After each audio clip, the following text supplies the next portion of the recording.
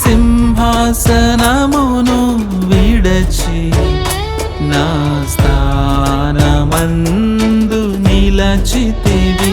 నా పక్షమున నిలబడి నన్ను నిర్దోషిగా తీర్చితివే.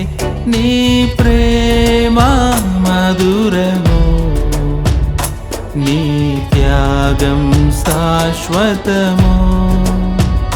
నీ ప్రేమ మధురము, నీ త్యాగం శాశ్వతము.